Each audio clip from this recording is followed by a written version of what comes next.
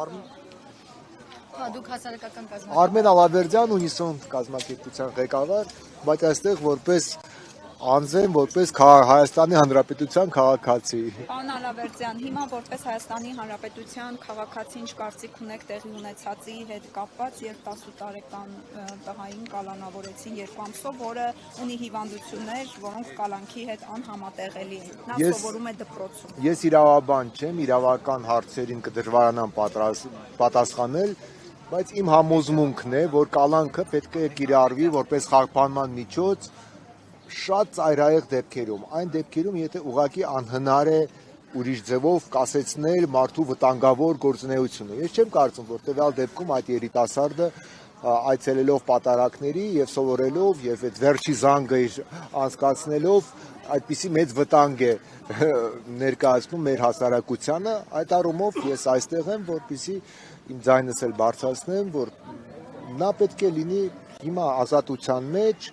գոնե նա պետք է կարողանա ավարտել դպրոցը, մանավանդ ես էլ որպես ժամանակին ոսկե մեդալով դպրոց ավարտած, ինչ զգայուն եմ այդ թեմաներին, ինքն էլ բավականին լավ է սովորում, ինչքան հասկացա, պետք է ավարտի, գնա իր պատարակներին, եթե դա իր համար այդքան կարևոր է, եւ վերջին զանգին մասնակցի, իսկ մնացած այդ դատական process-ները արդեն թող գնան իրենց հունով, կարծում եմ ամեն ինչ լավ պետք է լինի։ Պարոն Ալավերդյան, տեսանյութ էր տարածվել, որտեղ անվտանգության աշխատակիցը բռունցքով հարվածում է Դավիթ Մինասյանին, սակայն այս պահին որևէ գործընթաց նրա նկատմամբ չի։ Սա անարդար մոտեցում չի, երբ տղան կալանավորված է, իսկ նրան հարվածողը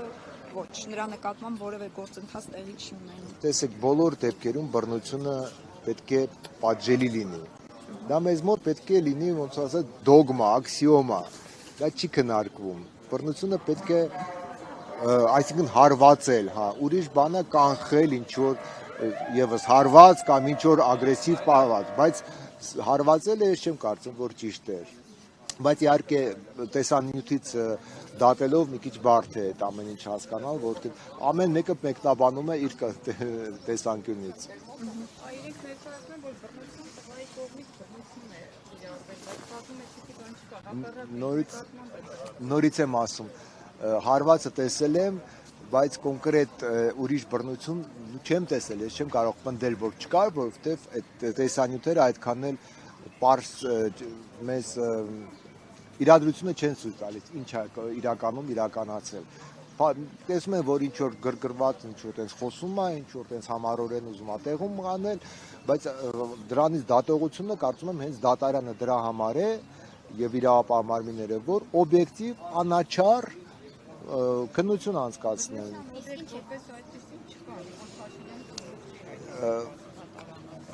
Նորից եմ ասում, իրավական հարցերին բան չեմ կարող ասել։ Սա Դավիթի դեմ է, թե օրինակ 18-ամյա բոլոր այն տղաների, որոնք կհամարձակվեն իրենց անհամաձայնությունը հայտնել այս կամ այն հարցի շուրջ։ Նայեք,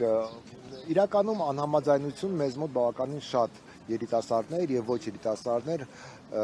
հայտնում են։ Ես չեմ կարող ասել, որ բոլորը հիմա կալանավորած են, անկեղծ ասած։